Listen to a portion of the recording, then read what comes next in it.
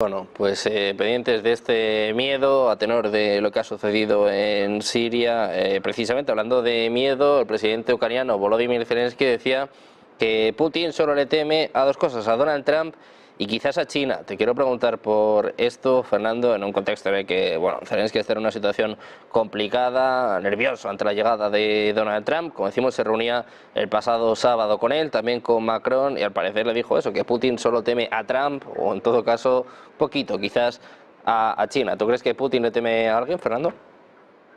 Hombre, desde luego no sé si teme a alguien, pero desde luego a Zelensky no. Es decir, de hecho, una de las cosas que ya ha dicho Putin hace tiempo, y es una cosa que se va a cumplir en el hipotético caso de que haya algo parecido a una negociación, parecido, que se va a parecer más, en realidad, a una rendición incondicional, pero bueno, si hay que hacer un paripé y estas cosas, el paripé no se va a hacer con Zelensky. Zelensky tiene sus días contados, eso lo sabe. Y en cuanto llegue Trump, vamos, ni te cuento, el Zelensky desaparece del mapa, por las buenas o por las malas. De hecho, ya se está hablando en el mundo ucraniano y quienes controlan el régimen ucraniano y quienes controlan a Ucrania, hasta Estados Unidos, etcétera, los británicos, de la posibilidad de hacer unas pseudoelecciones, unas falsas elecciones de estas que vamos haciendo los europeos, que no se presente Zelensky y poner ahí a otro. Quizá el que fue el jefe del Estado Mayor, el jefe pues eso, del Estado Mayor ucraniano, que ahora mismo, Zaloni, que ahora mismo está de embajador allí de Ucrania en Londres, en el Reino Unido. Bueno, pero la cuestión es que Zelensky sabe que es un cadáver político y posiblemente a medio plazo, por lo menos, un cadáver a secas. Porque a nadie le interesa después un Zelensky por allí exiliado, que sabe mucho y que puede contar muchas cosas.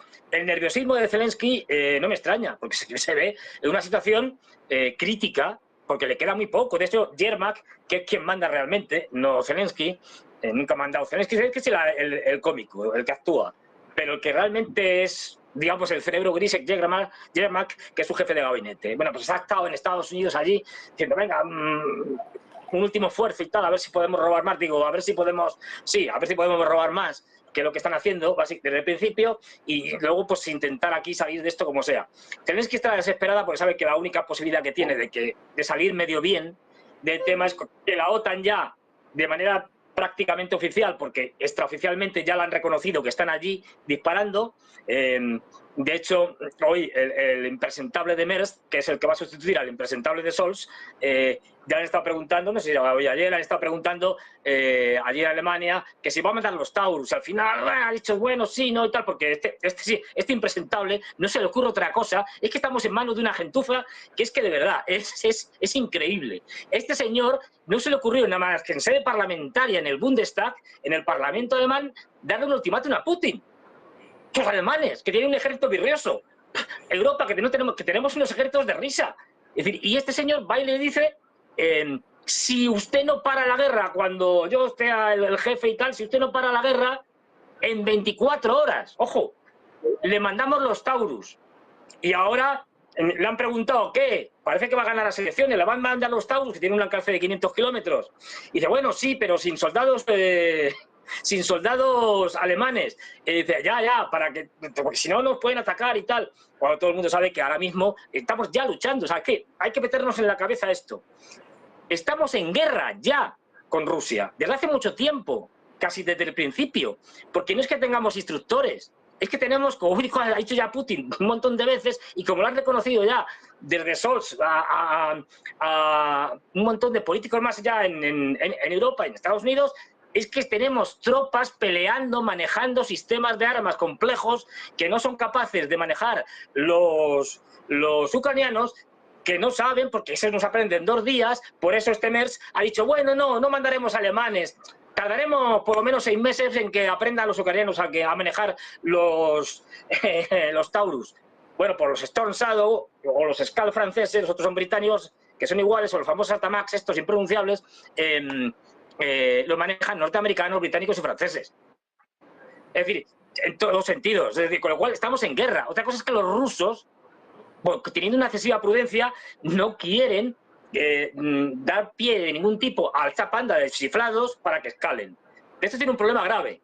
Y ahí los rusos tienen que reflexionar. ¿Por qué?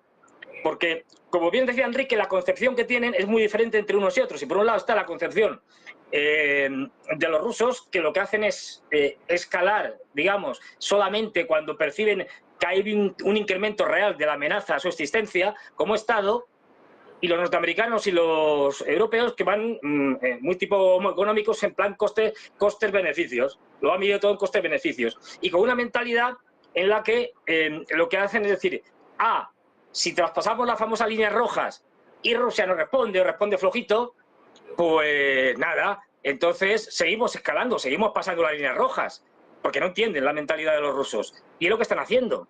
Con lo cual, lo que vamos a ver es que van a seguir escalando. Entonces Rusia, a lo mejor, en vez de tirar, como diría Enrique, un avellano, es decir, un Orechik de estos, a lo mejor lo tira, pero, en fin, en otro sitio.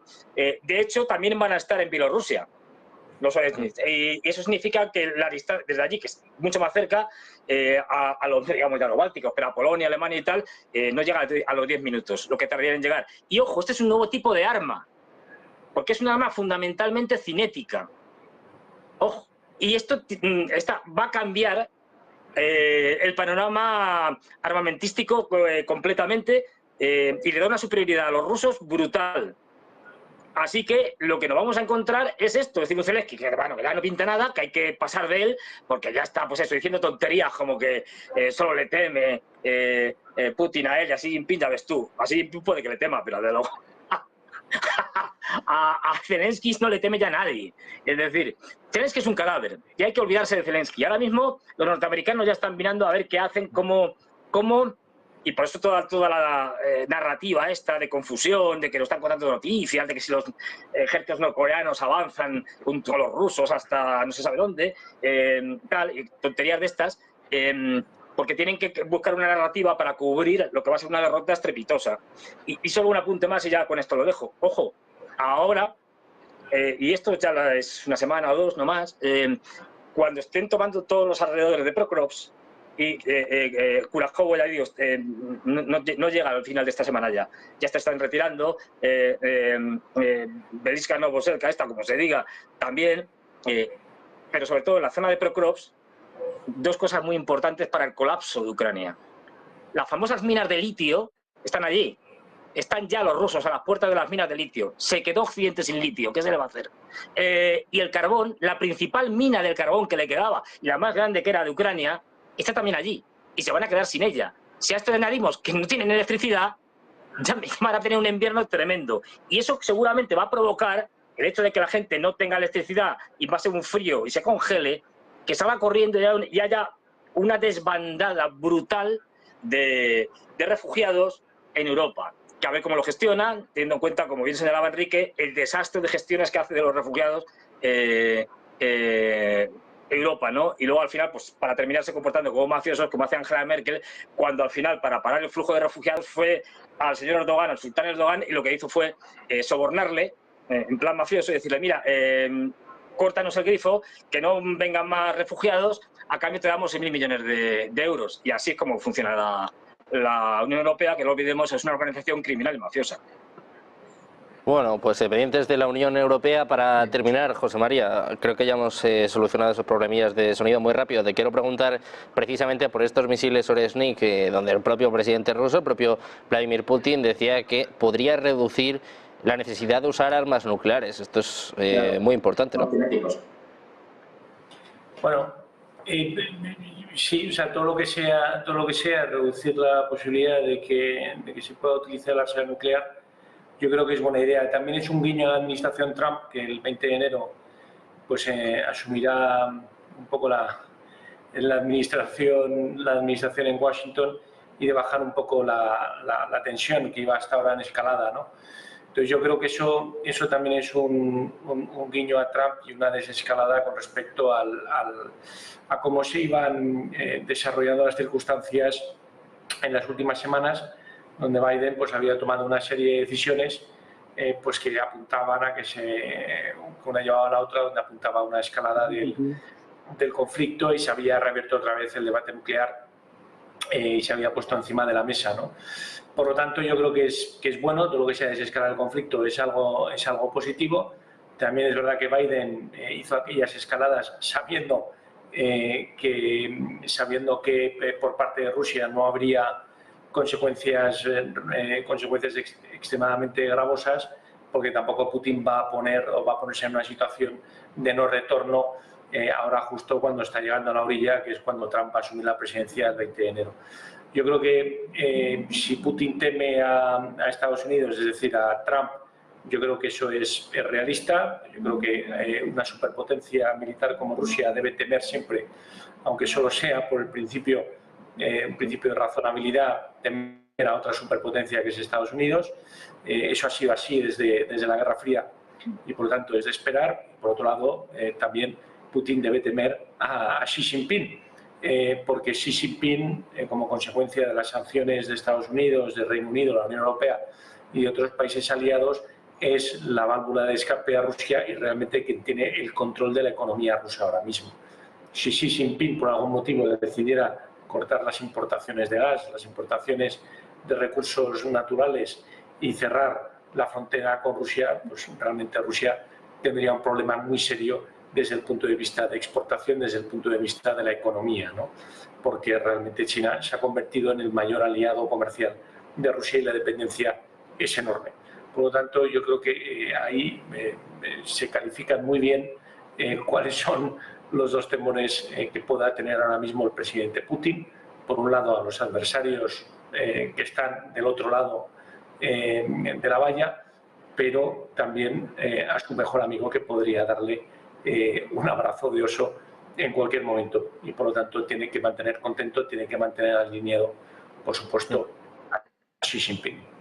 No, una pequeña precisión, si es posible. Simplemente decir que no es tanto un temor, sino que tan dependiente es Rusia de China como China de Rusia, porque depende de su gas, depende de su petróleo, depende de los cereales, y además todo le viene por vía terrestre, y todos sabemos que van a tener muchos problemas los chinos el año que viene con Trump. Así que la dependencia es mutua, no se temen.